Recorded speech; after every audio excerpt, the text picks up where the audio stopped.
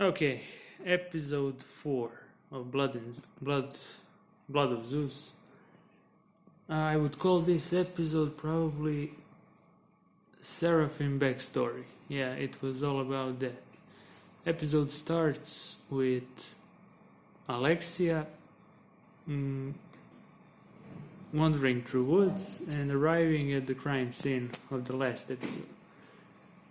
And there's Zeus in his old man form saying his goodbyes with the corpse of the woman he fucked and got into that position in the first place. Yeah, so everyone is dead. Seraphim killed them all. And then, while Zeus mourns his beloved, Hermes spawns and starts comforting Zeus, says something, I don't know what he said to him, and then he extracts the soul of the woman and puts it into this horn that he has with him. And then he runs fast towards the river Styx. That was actually a very cool moment. I like that, except the style they make, how he runs. I felt like they completely ripped off how Flash looks while he's doing it. The only thing that missed was the lightning trail behind it. I mean, it looked exactly the same. The tilted camera to the side, everything. I mean, copy-paste moment. So he arrives at the river Styx and asks Heron's mother, because I cannot remember her name, asks her what's the last thing she wants to see. And then she says she wants to see her son, Heron. And now we get the transition to the new scene. And there we see Heron looking at the floor. And on the floor, his mother's face shows up.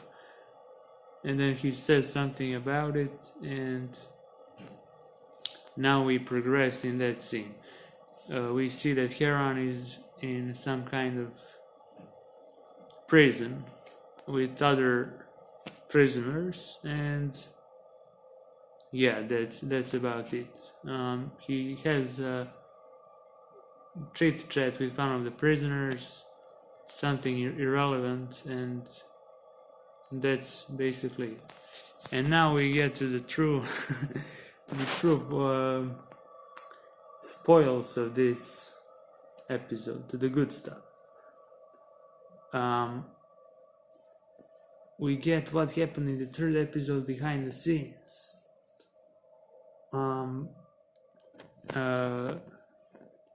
Seraphim chases Alexia, right, into this pit of some sort, and Alexia turns out to be Hera.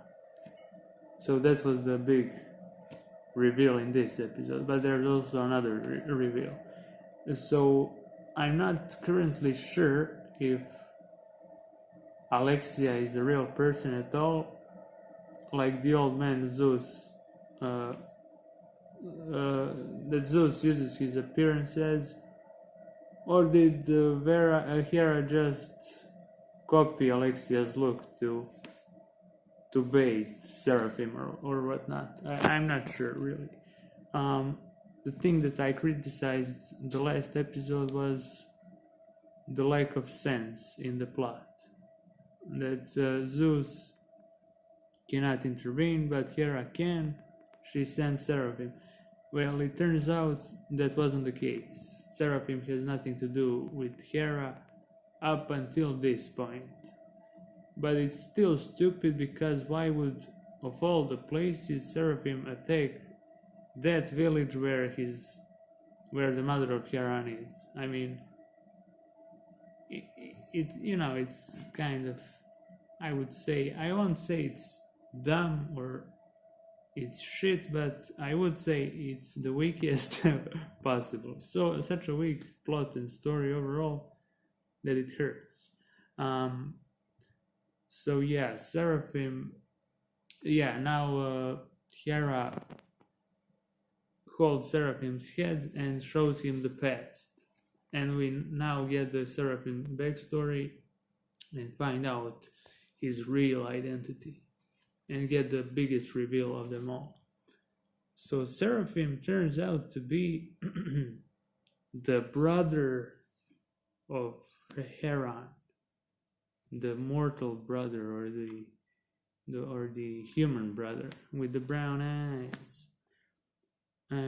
So he sees how his uncle throws him off the cliff, and I gotta admit, how they draw babies in this anime is hilarious. They're really cute. They look like balloons or something, and they have one set of hair here, something like me. So that's his uncle throws the baby, and it's a continuation of the thing that happened in the first episode when the king or husband of Heron's mother finds out that she has a child with another man. So this happens right after that. He throws the baby, but I believe mother of Heron rescues the baby, and this is the most hilarious part of the episode. She takes him to the woods to nurture him. I mean, yeah, the baby. And then she gets into this pit, and a giant bear arrives, and bear is like, I know everything that bear would do, and yeah, and she's frightened with this baby, and all of a sudden bear just lays on the side, and two small bears arrive and start sucking the titties, I guess, because that's mama bear. And now the most stupid thing happens. This woman that has the baby takes the baby and puts it right to the side of the second bear so that the baby can suck from the bear as well. And I'm like, man, this looks so fucking weird and stupid at the same time. And then we get a completely ripped off Tarzan. Just instead of monkeys, you get bears. So he's hanging out with these bears, wrestling them, having a great time, for maybe 10 years or something like that. So this woman takes care of the child in this forest or jungle or whatever it is with these bears. And somebody wrote it and thought, yeah, this is a good story, man. This makes sense. So I'm watching this shit of a show, right? And and yeah, he is 10 years old, and some bandits attack, or soldiers, I'm not sure. And one of the soldiers cuts his eye, Seraphim's eye, and kills that woman that took care of him. Kills this dude. He had like 5 dudes with him, and these dudes just murder bears like they're nothing, you know. I mean, it was really hilarious. And then Mama Bear shows up and kills a couple of them, but this guy manages to escape. And Seraphim remembers his face, And there we get that character development moment where he gets obsessed with killing. So now he is all wounded and ends up in that cave where the corpse of a giant lies. And he is actually the first guy that touched the corpse.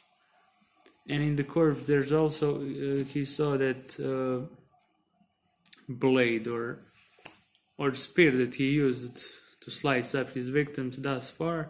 He tried to pull it out but couldn't. And then he touched the corpse of a giant and turned into, this ugly designed character that they created that is really stupid, I must say. Really stupid. And yeah, we find out that he is the brother of Heron. And yeah, Hera also shows him who killed his mother. And she shows him this, the video where he kills his mother. And then he's all like, ugh. And Hera basically there tries to, she says it's all Zeus's fault. And I'm like, stupid. Really stupid. There's no other word to describe it. Let's put it into the perspective. And so now, Hera actually controls Seraphim. As I predicted in the previous episode, it just happens that it didn't take place then, but it kinda looked like it already happened. You know what I mean? Why would he attack all these people? It doesn't make sense. They made it seem, they made a character trait for Seraphim that he despises higher class individuals, so kills them because of the guy that killed the woman and fucked up his eye. And he still hates them. He even sliced in half that one person from the episode 2 or 3, I'm not sure. But he also kills the innocent guys that cannot defend themselves, the weak ones, the poor ones. And I'm like, this doesn't make sense. I mean, he is now a demon, but it's stupid. If he's a demon, then he shouldn't even have a trait of his former self. And if he does have a trait, why would he have only the negative trait, It's stupid to me. And now I guess he is the main antagonist, Heron is the main protagonist, and the brothers gonna battle it out between themselves. Here's the stupid thing about the whole Zeus Hera plot. So Zeus fucked everything up because he fucked the woman of a king, right?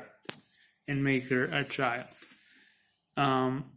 So he isn't supposed to intervene in human business, and he did that even there because he fucked a human woman. Okay, so he fucked.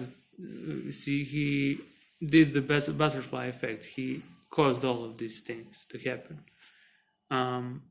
He caused Seraphim to become Seraphim, this demon, and everything that happened, right? But now that he wants to clean this shit up that he caused, he cannot. Because you cannot intervene. But you already did, man. You already intervened and fucked the shit up. And then, now that you want to clean the shit that you caused, you cannot intervene. I mean, it makes zero sense. Like, imagine if Zeus came to the earth, drank, a glass of water, glass accidentally fell out of his hand and broke on the floor. And now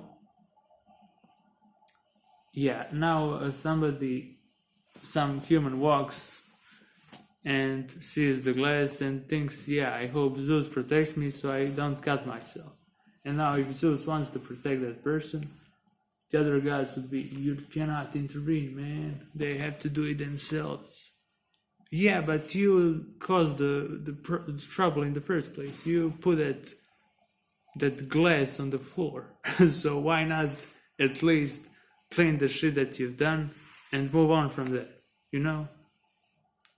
Like, how is that a hard thing to figure out? And it's funny to me that they make Zeus as this a great man complex, basically. He's like the ultimate Tiger Woods. He's so successful that every woman wants him. He can have every woman he wants, and he does. He's a sex addict, and no one understands him. But he's a good guy, you know. He's really a good guy, and the justifiable wife of his, Hera, is pissed because of it, as she should be, right? But she's somehow evil.